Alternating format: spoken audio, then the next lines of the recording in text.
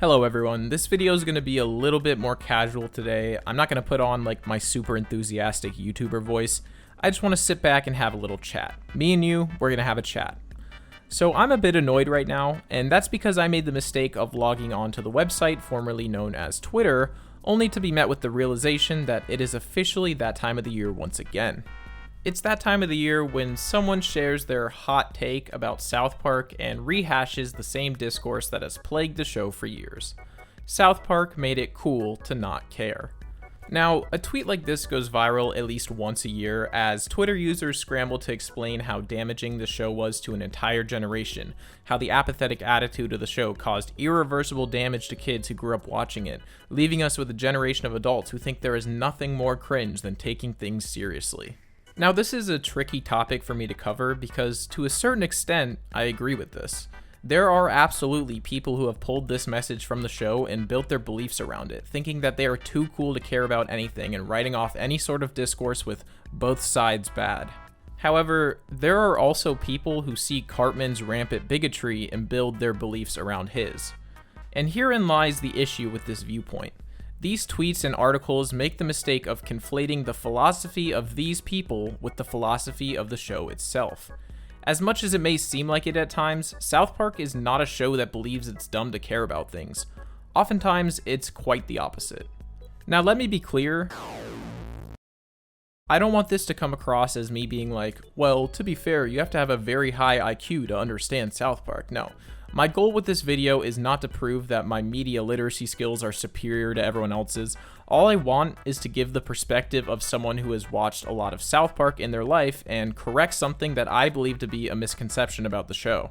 And if you disagree, that's totally fine. Feel free to share your opinions in the comments so that we can talk about it. So as the #1 South Park glazer on YouTube, I stand before you today to defend the honor of my favorite show against these harmful allegations. So let's do that.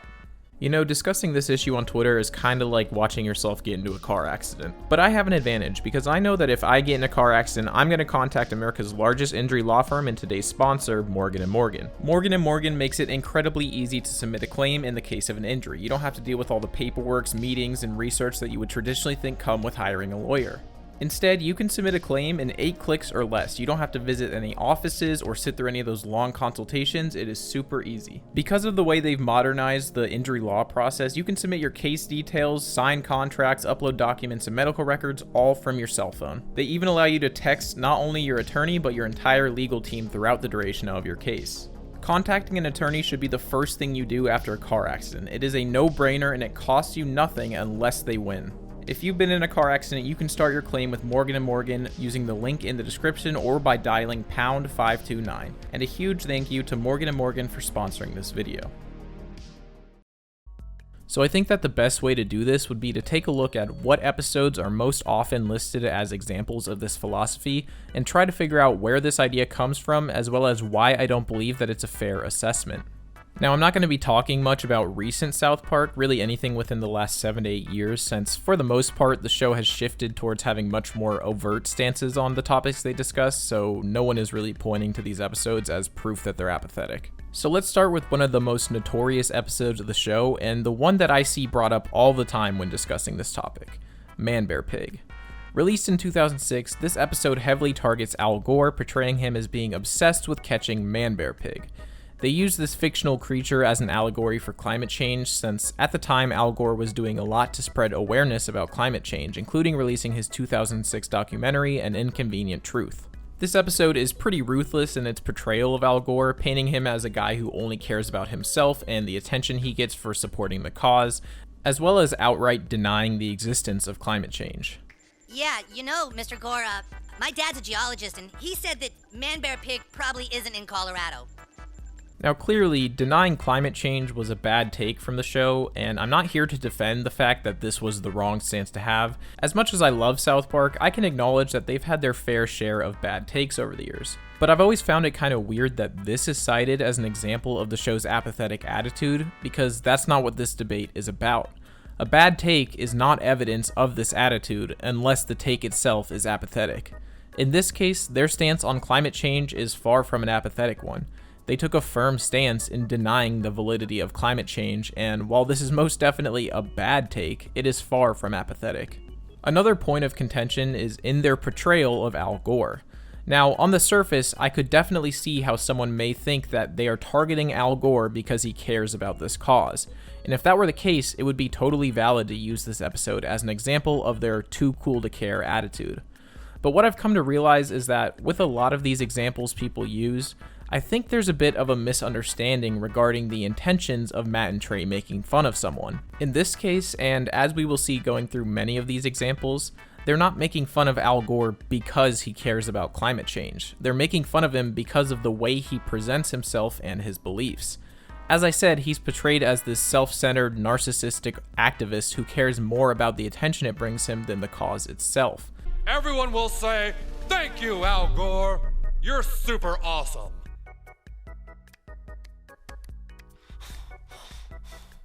Mr. Gore asked me to make sure you all knew he was here. Now, I'm not going to pretend that I know a lot about Al Gore and who he is as a person, so I don't know if this is true or not, and Matt and Trey would later make a 2-part episode essentially apologizing to Al Gore for his depiction, but for the sake of the argument, it doesn't really matter if it's true or not. What matters is that that's how Matt and Trey viewed him at the time, leading to his depiction in this episode. They weren't roasting him for caring about a cause, they were roasting him for seeming like he's using this cause to garner attention towards himself. And now I must save the world from something else. Maybe I'll make a movie starring me. Then people will take me super serious. That is a very important distinction to make, as it's the foundation of one of the 2 main targets of South Park's criticism that people often confuse for apathy. The first being that South Park doesn't make fun of people for caring, they make fun of people for pretending to care. This is an idea that Chris Raygun proposed in his video from 2020 when a tweet went viral echoing the sentiment that we've all come to know by now. But the idea that South Park targets people who pretend to care is something that fans of the show like myself are well aware of, and I think I can expand on this idea a bit. We can apply this idea to the Man Bear Pig episode, since in Matt and Trey's eyes, Al Gore didn't really care about global warming, he cared about the attention it brought him. Again, it doesn't matter if that's true or not, because that's how Matt and Trey viewed him, and that's what they were making fun of. But now I see why you don't have any friends. You just use Man Bear Pig as a way to get attention for yourself because you're a loser! Another episode that is often brought up in this discussion is the episode from 2004 entitled Douche and Turd. It follows Stan as he questions what the point in voting is when he has to decide between a giant douche and a turd sandwich. Again, on the surface, the message seems pretty clear. When both of the candidates suck, why even vote? No, I think voting is great, but if I have to choose between a douche and a turd, I just don't see the point. It's a question that is inherently apathetic, and one that is explored heavily throughout the episode. So in that case, this episode is definitely making fun of people for caring, right? Well, not exactly. Throughout the episode, Stan is continuously lambasted by the entire town for not wanting to vote, getting increasingly annoyed by everyone's insistence on him voting. After Kyle finally convinces him to vote, he sees that Stan voted for Turd Sandwich instead of Giant Douche, who Kyle was supporting. No, you wrote down Turd Sandwich. Yeah, I know. Dude, you're supposed to vote for Giant Douche. I thought I was supposed to make my own decision. Well, yeah, but not if your decision is for Turd Sandwich. What the hell is wrong with you? Throughout the episode, it may seem like the show is making fun of people that think voting is important, since choosing between 2 awful candidates is pointless. But with this moment, it's clear that the true target of this episode is the people that pretend to care about getting people to vote in an effort to attract more voters to their side. So again, they're not making fun of people who care about voting, they're making fun of people who pretend to care about voting for their own self-interest. This is further proven by the end of the episode when the show clearly states that voting is important, as Stan discusses how he needs to accept that the candidates are always going to suck and vote anyways. I learned that I better get used to having to pick between a douche and a turd sandwich because it's usually the choice I'll have. He's going to vote! When his candidate loses, he once again questions if his vote even mattered, to which his parents respond. You can't judge the merits of voting on whether or not your candidate won. Your vote still mattered. It's odd to me that this episode is kind of the quintessential example of South Park having this too cool to care attitude, since there is once again a very firm stance being taken here. Sure, it expresses apathy at having to pick between equally terrible candidates, but by the end, it makes a very clear point that voting is important no matter what the choices are. To me, that seems like the opinion of someone who cares a lot about voting. Another episode that's popular among the South Park Thinks Caring is Cringe Crowd is the 2003 episode Butt Out.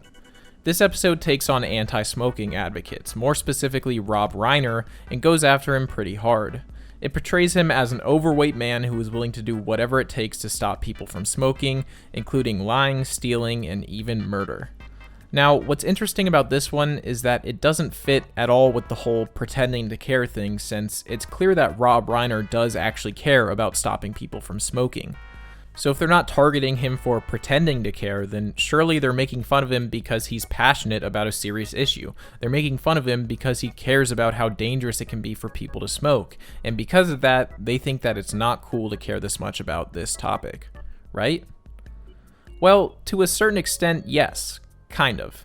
You see, this episode introduces us to our second main target of South Park's criticism that people often confuse for apathy: extremists. They aren't making fun of Rob Reiner because he cares about anti-smoking. They're making fun of him because he is so extreme about the cause to the point where his actions are immoral and unethical. But dude, you're making stuff up. You kids need to understand something, okay? Sometimes lying is okay. Like when you know what's good for people more than they do. The episode focuses a lot on how he is essentially trying to eradicate cigarettes altogether. And while I can definitely understand how this may seem like a pro-smoking stance, it is far from it. They never indicate throughout the episode that smoking is good in any way. Instead, they take a more libertarian approach, discussing how people have the right to do with their body what they want, and if they want to smoke and destroy their bodies, they have every right to do so. So now, everyone knows the dangers of smoking, and some people still choose to do it, and we believe that's what being an American is all about. Isn't he awesome, you guys? What? Dude, he just goes around imposing his will on people. He's my idol. And force cigarette smokers to stop. Wow. It's like smoking brings a lot of people just a little bit of joy, and you get to take that away from them. They also make fun of him for what they see as a hypocritical stance, having him constantly stuffing his face with food throughout to show that he's telling people what they should do to be healthy while being unhealthy himself. The tobacco companies with their millions of dollars and their slick desks and fancy buildings, they're the ones making children want to smoke. They're the ones hurting our nation's health. Now, as I said, the show has some bad takes. For example, in this episode, they dispute whether secondhand smoke is dangerous, which, of course, we all know that it is. Apparently, several people here still believe there's no proof secondhand smoke can kill you. But again, the bad takes are not really relevant to this argument since we're discussing whether the show is criticizing people who care about a topic. And whether or not you agree with their view on why people should be allowed to smoke is also irrelevant, since they make a clear and firm stance on the matter, showing that, once again, they do in fact care about the topic. You just hate smoking, so you use all your money and power to force others to think like you. And that's called fascism, you tubby asshole. So now that we understand our two main points of confusion for the people that think the show is apathetic, for our last episode, let's talk about one that targets both of these kinds of people and really embodies the South Park spirit in making fun of an issue. In 2004, they released an episode called Goo Backs, and again, this is one of the most pointed to episodes when justifying this South Park apathy idea. This episode references the issue of the Mexican-American border through an allegorical lens as people from the future begin to travel back in time in search of work. This is pretty much your trademark making fun of both sides South Park episode, and it quickly becomes obvious through this single clip. All right. Now I've got two guests with me tonight who have opposing views on the matter. On my right is pissed off white trash redneck conservative, and on my left is aging hippie liberal douche. The time immigrants, as they call them, end up taking Stan's job, causing him to join the fight against the time immigrants. As things keep changing, Stan continues to become more and more anti-immigrant, with Randy chastising him for being so intolerant. That is, until Randy is replaced at his job by a time immigrant, and he immediately joins the fight against them. Meanwhile, the rednecks decide that the only way to stop the immigrants is to prevent the future from happening, so they all become gay so that they can't reproduce. Once again, it seems pretty clear that they are making fun of both sides because they care about an issue, but if you look just a bit deeper, you realize that's not the case. In the segment comparing the views of both sides, they aren't making fun of them for their views, but the extreme ways that they go about sharing these views. The rednecks just continuously spout the same line over and over again about how they took their jobs, and their only solution is to prevent any immigrants from coming into the country at all. They took your job! They took your job! They took your job! The hippies' points are less extreme, but it's their smug attitude and self-righteousness that they're making fun of. It's typical for conservative rednecks like these to view the immigrants as the problem. But really, the problem is America. The show isn't making fun of either group for caring about the issue. They're making fun of the extreme nature of their views and the way they present these views. Throughout the episode, we also see the idea of pretending to care be parodied, using Randy to parody the people who seem to be advocates for the immigrants, but haven't actually experienced any of the negative effects that comes with them. Oh my God! Stan Marsh, how dare you use that time-bashing slur? Randy only cared about the cause when it was convenient to him, and as soon as he experiences his job being taken by an immigrant, he immediately switches sides. They took my job! They took your job! But this point is most clearly made in the end of the episode, where Stan proposes that instead of trying to stop the future from happening, they should work towards a better future by starting now. Then comes a montage of the town working towards a better future until something changes. Step and you will see the Dude, wait, future. hold on, wait a second. This is gay. Yeah, this is even gayer than all the men getting in a big pile and having sex with each other. Everyone back in the pile. Back in the pile, everyone! Here, it can definitely seem like they're making the point that this idea is dumb, that there's no point in caring about the future. But really, they use this gag to make the point that both sides are pretending to care in their own way by pushing these extreme narratives, since they're the easy solutions. When a solution arises that is effective but takes hard work and effort, they instead settle for the extreme and less effective solution. This is gay. Everyone back in the pile. Back in the pile, everyone! We're going back to the pile. Jump in! Come on, everybody! So they're not saying that caring about the future is, quote, gay.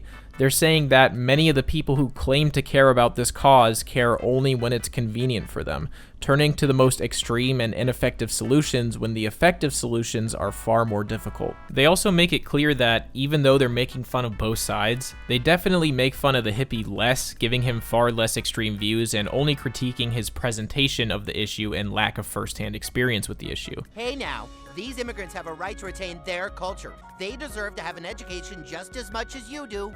Thank you, aging hippie liberal douche. And as I've said several times by now, whether this is a good or bad take doesn't matter, because it is a stance on the issue that is far from both sides bad. If you look at any episode of South Park in this way and really analyze what they're criticizing, you'll see that it's almost never people who care. It's people who pretend to care and extremists. Boiling down this show to sitting on the fence and proudly proclaiming that there's no difference between each side is a huge misunderstanding of the message. It is a lot more nuanced than that, and I think that writing the show off as uncaring and apathetic is doing it a massive disservice.